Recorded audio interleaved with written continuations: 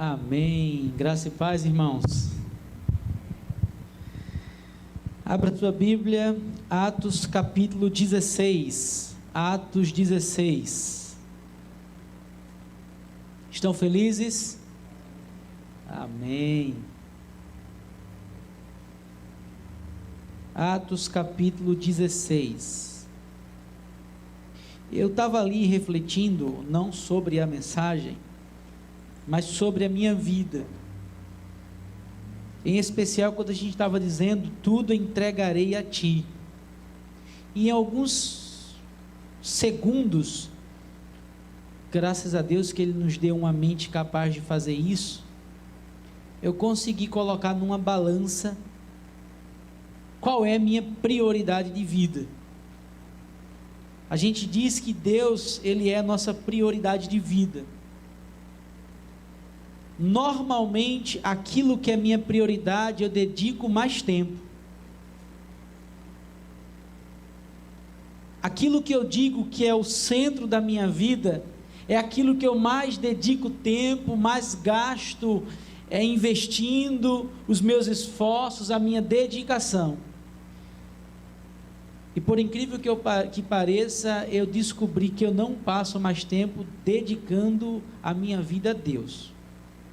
Quero eu crer que se a gente colocar 24 horas no dia, eu acho que Deus vai ficar com, como fala um bom nordestino, com um taquinho assim.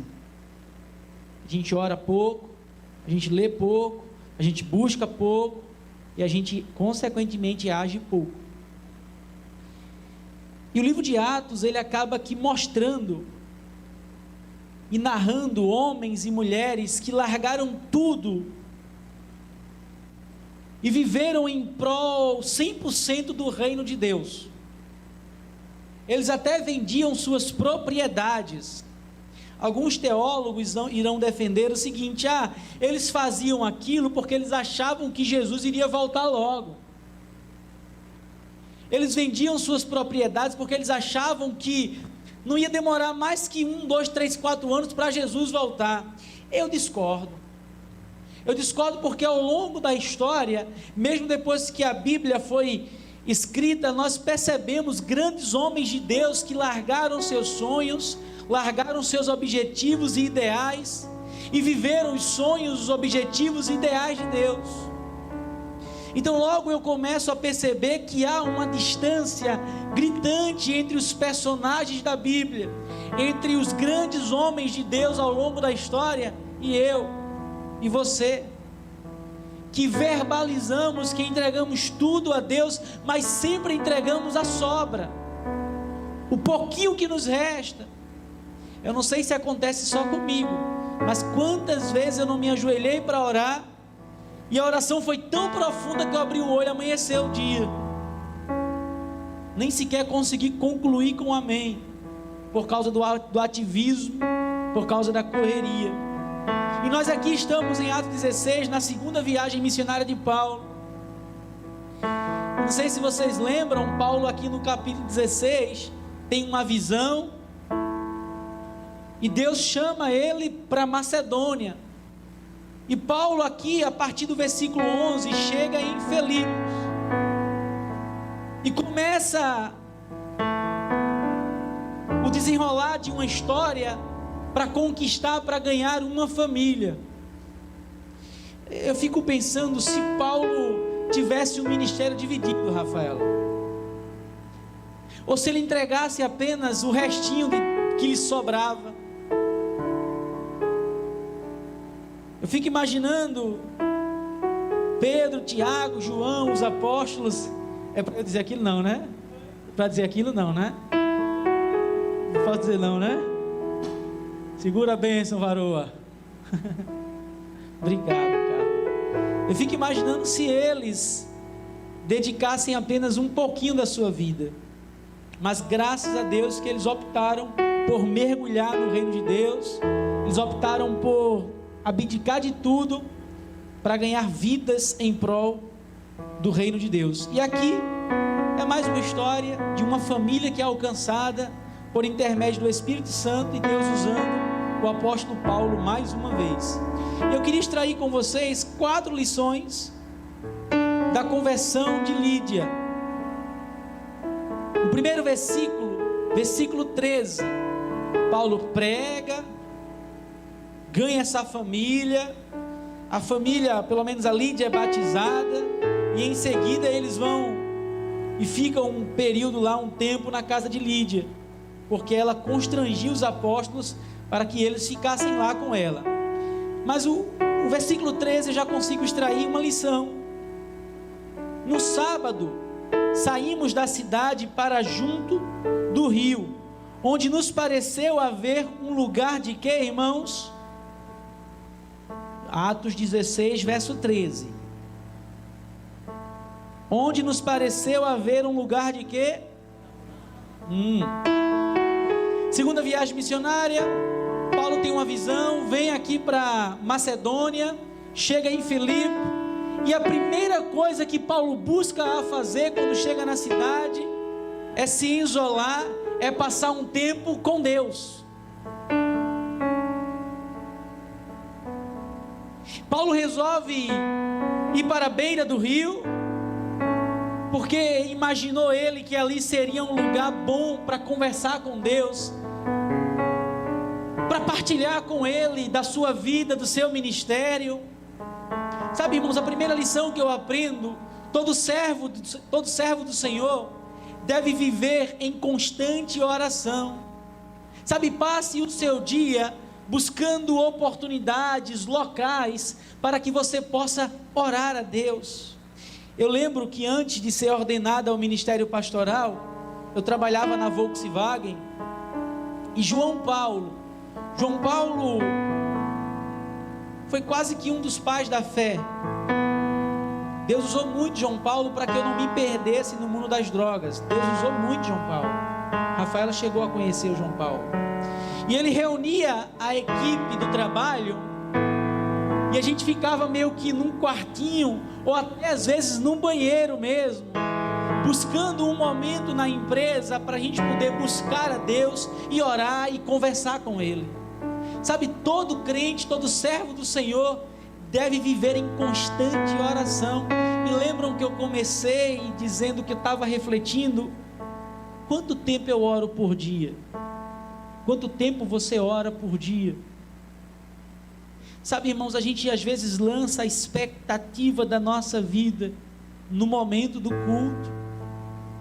A gente lança todos os nossos anseios no momento do culto.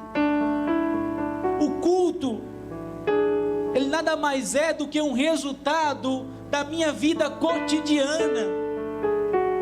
Tem gente que ora mais no culto, porque são 2 momentos de oração, do que a semana toda em casa. E Paulo me ensina, chega em Filipe, começa a sondar, vai para a beira do rio para conversar com Deus.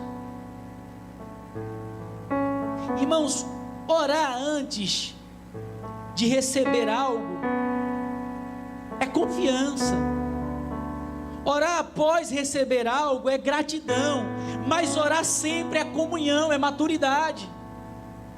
Sabe, nós oramos para pedir algo a Deus, ótimo, isso é gratidão, muito bom, é confiança, perdão. Nós oramos depois agradecendo quando recebemos, amém, isso é muito bom, isso é gratidão. Mas orar sempre é comunhão, é dever, é papel. O nosso modelo de oração é Jesus. Gente, vocês já pararam para imaginar que Deus orava? Alisson, Deus orava. Jesus é Deus ou não é, irmãos? E todas as vezes, quando ele tinha uma oportunidade, o que ele fazia? Saía, ia para o monte, ia para um lugar reservado para conversar com o Pai, para orar. Quem foi que nos ensinou a oração do Pai Nosso? Porque ele sabia que precisávamos ter um modelo de oração, porque senão, em misericórdia, a oração do Pai Nosso existe e a gente escuta tanta besteira. Eu decreto, eu determino, eu ordeno, eu mando, pegando Deus assim, diz: o Senhor tem que realizar o que eu quero. Irmãos, Paulo, a semelhança de Jesus, se reservava. Rafaela, ontem a gente estava aconselhando um casal, lá de Pernambuco, que vai casar ano que vem agora, né? E ela dizia, mesmo que vocês estejam no mesmo lar, vocês precisam ter um momento de solitude, você com Deus e você com Deus.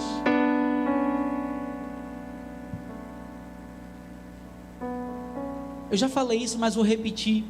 A oração agrada a Deus. A oração nutre nossa relação com Ele. A oração renova nossas forças.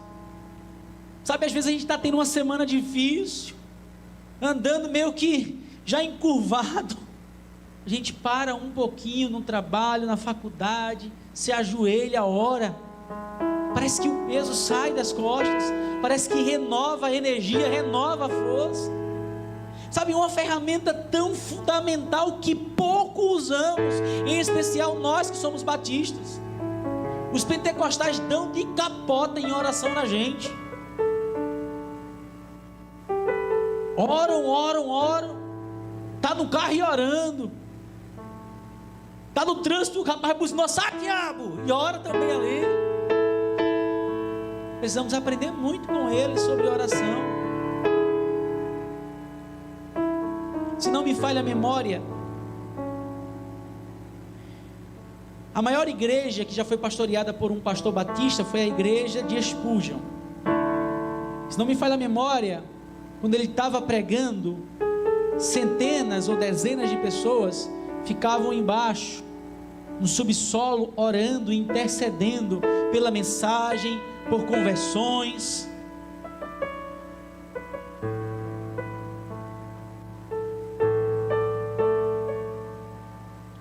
Queridos, um crente de joelho tem mais autoridade que o inferno inteiro de pé.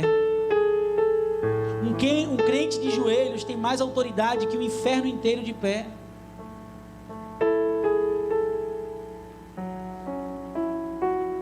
Jesus disse para a gente, olha, vocês devem vigiar e orar. A oração nos prepara, nos capacita para o dia mau.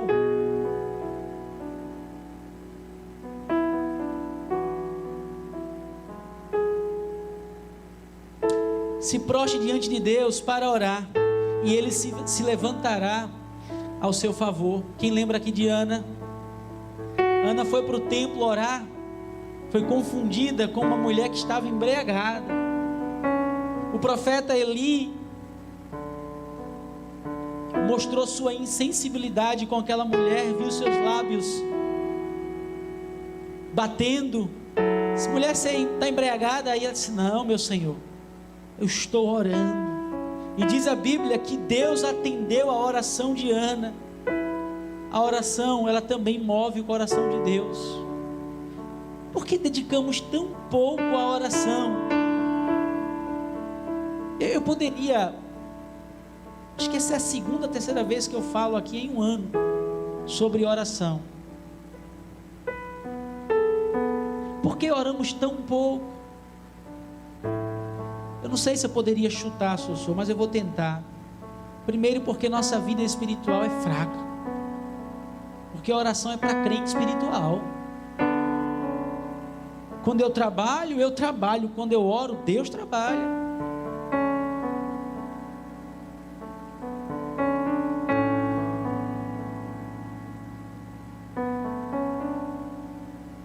Dedicamos tempo a tudo nessa vida, gente, a tudo. E para orar 2 minutos, para orar 3 minutos. Eu falava para o Pedro o testemunho do meu pastor Wagner, e quando ele acorda, não é por arrogância nem por ser mal educado, a gente sabe disso, quem convive com ele sabe, ele não fala com ninguém, ele se isola, e ele rasga o coração para conversar com Deus. Tem gente que ora 2 vezes no dia, que é para comer, e olhe lá, e é para dormir, literalmente é orar para dormir, orou dormindo já, como eu falei, já abre o olho no outro dia e diz amém. Então Paulo, ele,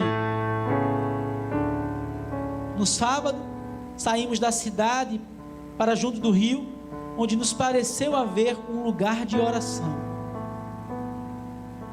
Qual é o seu lugar de oração preferido? Eu vou voltar a perguntar: qual é o seu lugar de oração preferido? Eu não estou falando aqui na igreja não, na sua casa. Qual é o seu lugar que você se encontra com Deus para conversar com Ele? Quem aqui assistiu o filme Quarto de Guerra? Que filme maravilhoso. As maiores batalhas daquela mulher, ela não venceu no grito, ela venceu de joelhos dobrados. Sabe, quando você orar mais, você vai sentir a presença de Deus mais. Quando você orar mais, você vai ser mais espiritual.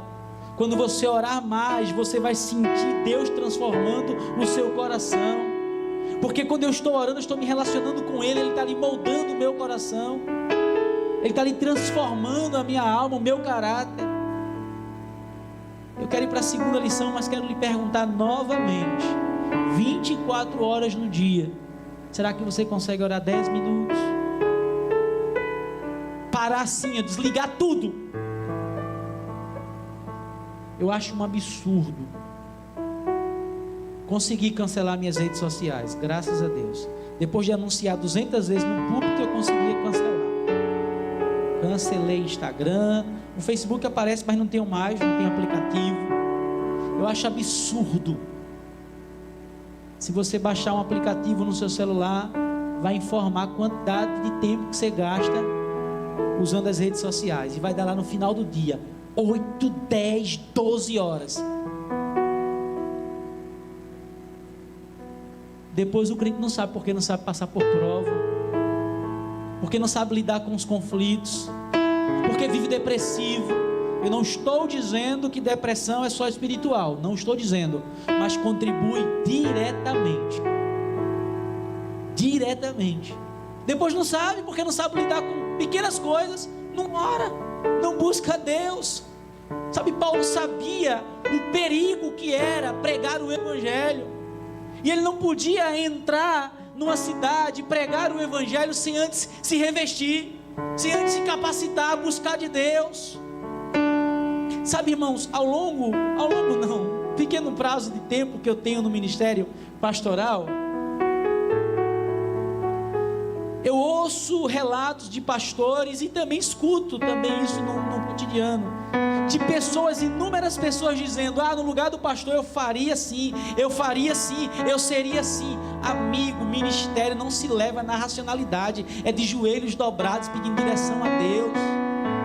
Tomar uma decisão na família, tomar uma decisão na vida, qual curso vai fazer, para que estudar, sabe, é de joelhos dobrados, não é aqui com coração não, coração enganoso.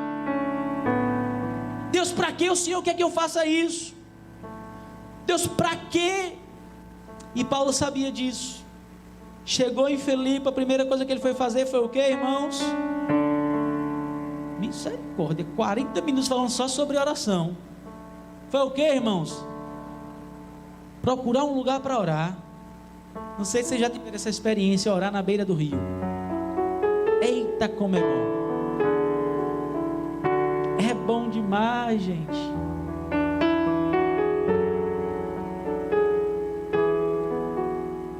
Precisamos orar mais, irmãos.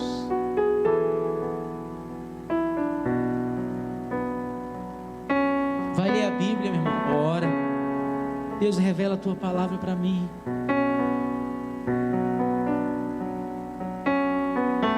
Ore mais, meu irmão. Ore mais. Segunda lição, ainda no versículo 13. No sábado saímos da cidade para junto do rio, onde nos pareceu haver um lugar de oração, e assentando-nos falamos às mulheres que para ali tinham corrido. Eles oraram, acharam lugar, e de repente eles começaram a falar o que, irmãos? Para algumas mulheres, não é isso? Segunda lição que eu aprendo: aproveite as oportunidades para testemunhar de Jesus. Só um crente muito espiritual está num canto orando, e Deus leva pessoas para ir para lá, para o mesmo canto, para ele falar de Jesus. Sabe, não jogue no lixo as oportunidades que Deus lhe proporciona. Não jogue no lixo. Não jogue no lixo. Não jogue no lixo o precioso tempo que Deus lhe proporciona. Não jogue no lixo. Acho que já contei. Não contei aqui isso não. Diz que um senhor de idade, já dobrando o cabo da Boa Esperança, a trombeta já tocando para ele, ele foi para um semáforo, para um sinal, e ele abria assim um saquinho quando os carros paravam, batia no vidro, e uma pessoa do prédio olhava e queria saber o que é que ele pedia, porque inúmeros carros passavam por ali e ninguém dava nada àquele senhor, não dava absolutamente nada. E aquele homem chateado, rapaz, ninguém vai dar nada para ele. Aí foi no armário, separou alguns alimentos, pegou um trocadinho, botou num bolso, desceu o elevador e ficou olhando inúmeros carros. Ele pegava o saco, abria, batia, o pessoal abria e ia embora, ninguém colocava nada no saco dele. Aquele homem chegou perto daquele senhor e disse: Senhor,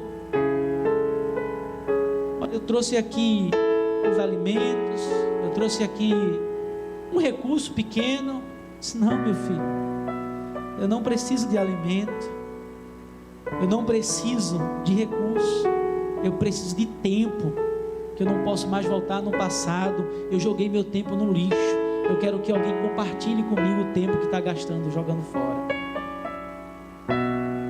Sabe, irmãos, gastamos o nosso tempo com tudo nessa vida, menos falando de Jesus. Gastamos tempo fofocando, já falei isso, reclamando. Gastamos tempo com tudo, mas não gastamos tempo pregando o Evangelho. Sabe, aproveite as oportunidades, fale de Jesus. Vai tomar um cafezinho na casa de um irmão, fale de Jesus. Parou num posto para abastecer, fale de Jesus. Subiu no ônibus, pagou a passagem, abençoa o cobrador. Sentou no ônibus, não pode sentar na outra cadeira, senta na outra cadeira lá, fala: opa, tudo bom, Deus abençoe.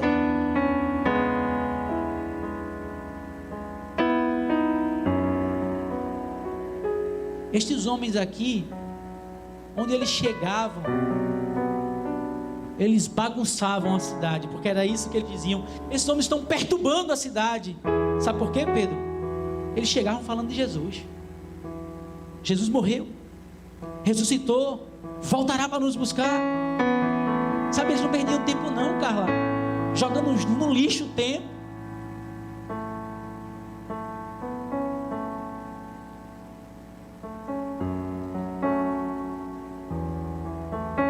Segundo Timóteo 4:2, Paulo vai dizer a Timóteo: olha, Timóteo, pregue a palavra, esteja preparado a tempo e a fora de tempo, repreenda, corrija, exorte.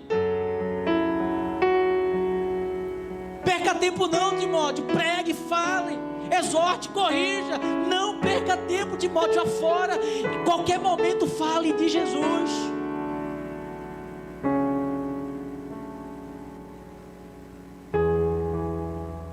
Tem crente 007, que ele é crente, mas ninguém da empresa sabe que ele é. Que ele é crente, vizinho nenhum sabe que ele é. Que ele é crente, os amigos da faculdade não sabem que ele é.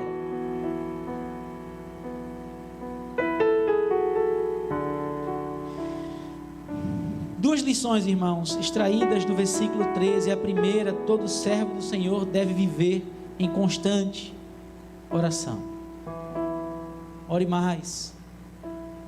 Segunda lição: aproveite as oportunidades para testemunhar de Jesus. Paulo foi para o rio, foi orar, as mulheres chegaram, ele começou a falar Jesus.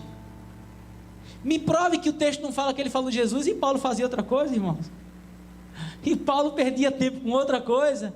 Eu não tenho a minha vida por preciosa. Eu preciso cumprir a carreira que o Senhor me confiou.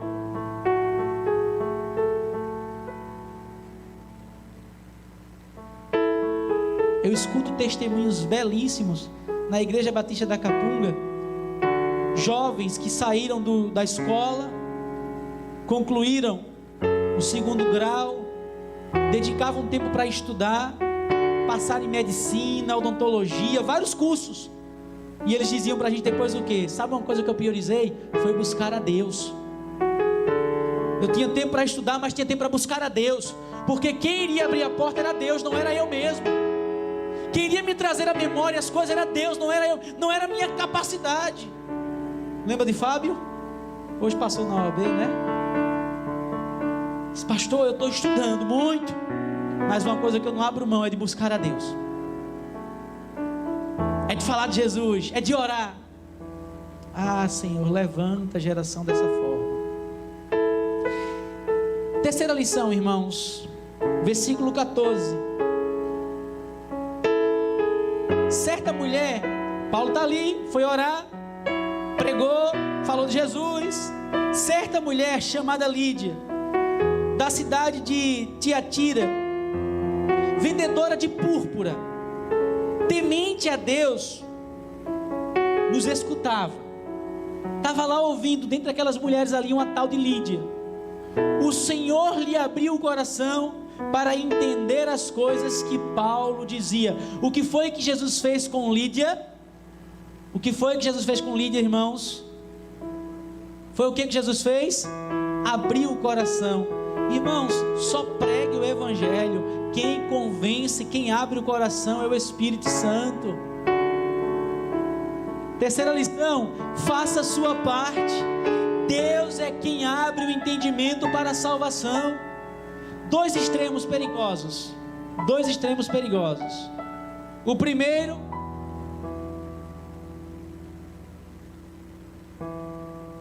normalmente da linha calvinista fatalista, que diz: não precisamos pregar o Evangelho, porque se Deus já elegeu uns e já mandou outros para o inferno, então não precisa pregar. Quem tiver de ser salvo vai ser salvo, quem tiver de ir para o inferno vai para o inferno. Isso é um extremo perigoso. Deus elegeu sim, mas qual foi o meio que Deus fez com que a gente conhecesse a Ele? A propagação do Evangelho. Olha o que Paulo vai dizer em Romanos 10, 14 e 15. Como pois invocarão aquele em quem não creram? E como crerão naquele em quem não ouviram? E como ouvirão se não há quem pregue? E como pregarão se não forem enviados? Meu amigo, pregue, fale de Jesus, faça a sua parte. Deus é quem abre o entendimento para a salvação.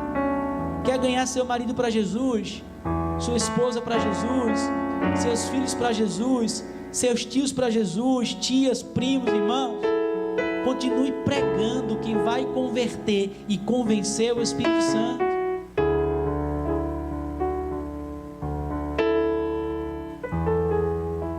Sabe o que Jesus vai dizer em João 16, 8? E quando ele vier, o Espírito Santo, convencerá o mundo do pecado, da justiça e do juízo. Quem convence é o Espírito Santo. Eu só preciso abrir a minha boca e não desperdiçar o meu tempo. E quem faz a obra é o Espírito Santo, amém? O segundo extremo, algumas pessoas acham que elas podem converter a pessoa. Sabe aquela expressão, empurrar Jesus goela abaixo? Ninguém faz isso. O texto é claro, Lídia estava ali ouvindo e Deus abriu o entendimento. Deus abriu o coração, foi Deus que fez isso. Versículo 15, irmãos, quarta lição. Verso 15, quarta lição. Todos acharam?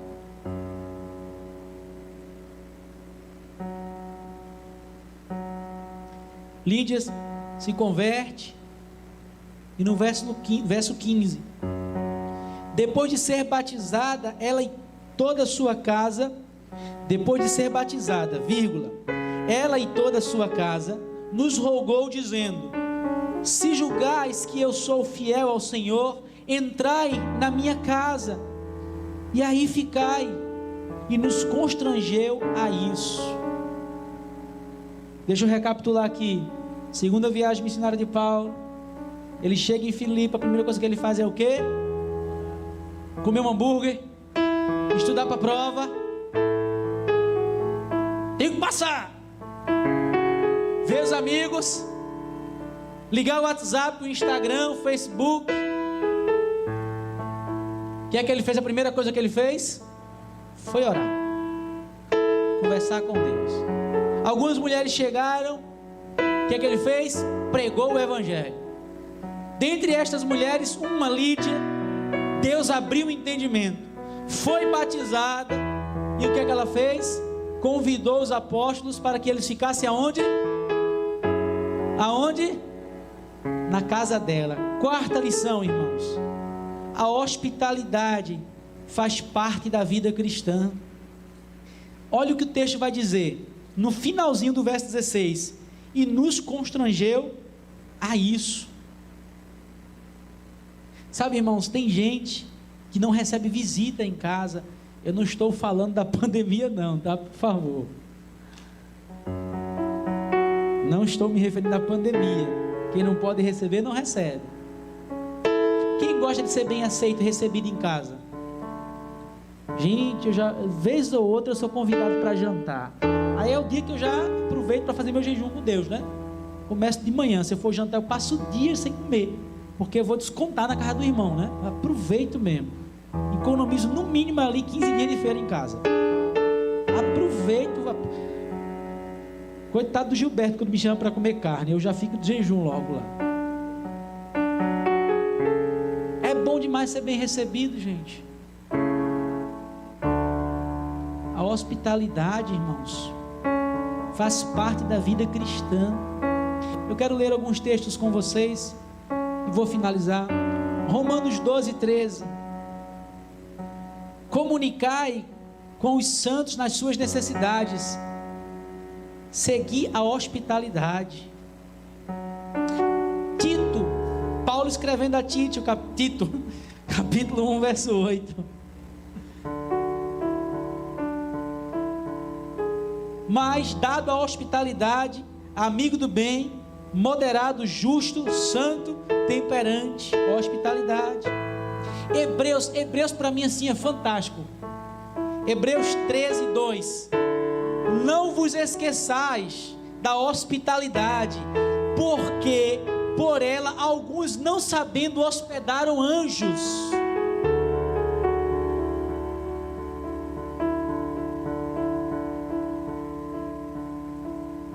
Eu imagino Jesus querendo entrar na casa de uma pessoa para jantar, e a pessoa: não, aqui você não pode entrar não. Aqui não dá. Sabe, eu não tenho paciência para receber ninguém em casa. Interessante, Jesus vai lhe receber na casa dele no céu. Essa casa aqui que é temporária, transitória, você não quer receber ninguém.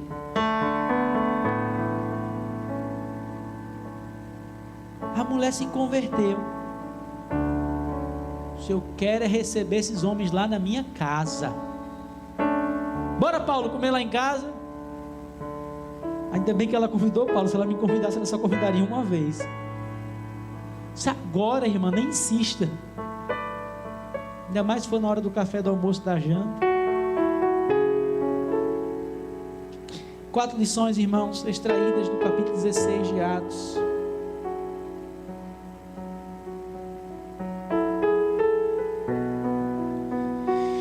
Todo servo do Senhor, todo servo de Jesus, deve viver em constante oração. Ore mais. Um crente de joelhos tem mais autoridade que o inferno inteiro de pé. Sabe por que você vive levando porrada do diabo, perdendo algumas batalhas? Porque ora pouco. Porque ora pouco. Se prostre diante de Deus para orar, e Ele se levantará ao seu favor. Segunda lição, irmãos: aproveite as oportunidades para testemunhar, para falar, para pregar, falar sobre Jesus. Aqui na comunhão não tem isso não, viu? Graças a Deus. Aqui não tem não. Mas tem Instagram de crente, que nem parece ser Instagram de crente. Porque dificilmente você vê Jesus naquele Instagram. Facebook. O cara posta de tudo. Posta brega, funk, rock, tudo. Aí quer ver começar a postar sobre Jesus? Quando está na luta, na prova. Perdeu o emprego, está liso, carro bateu, está sem passagem. Aí já começa: o Senhor é meu pastor e nada me faltará. Terceira lição: faça a sua parte, pregue o evangelho. Deus é quem abre o entendimento para a salvação.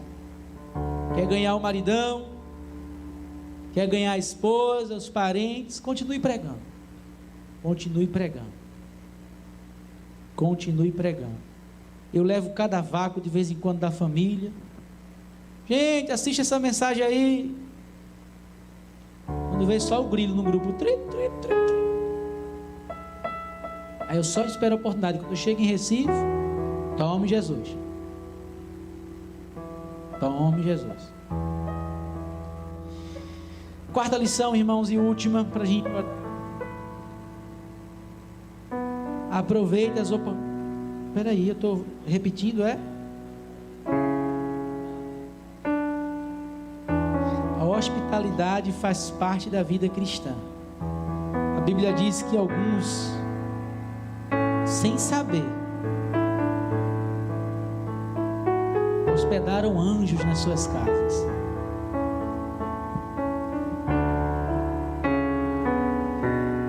Anjos aqui pode ter o sentido celestial e pode ter o sentido também do mensageiro, aquele que envia a mensagem. Os líderes daquela época, eles eram conhecidos como anjos, os pastores. Mas o texto aqui literalmente fala sobre anjos. Vamos orar, irmãos? Pode ficar sentado mesmo. Pai, nos ajuda, Senhor. Arranca a frieza espiritual do nosso coração.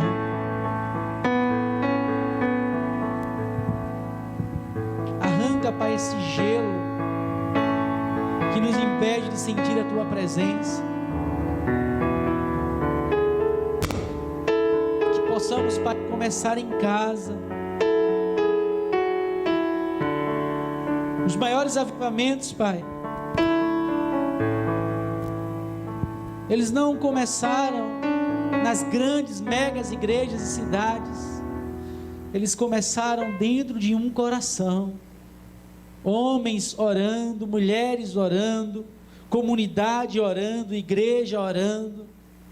E nós, Pai, como batistas, somos tão fracos na oração, Senhor.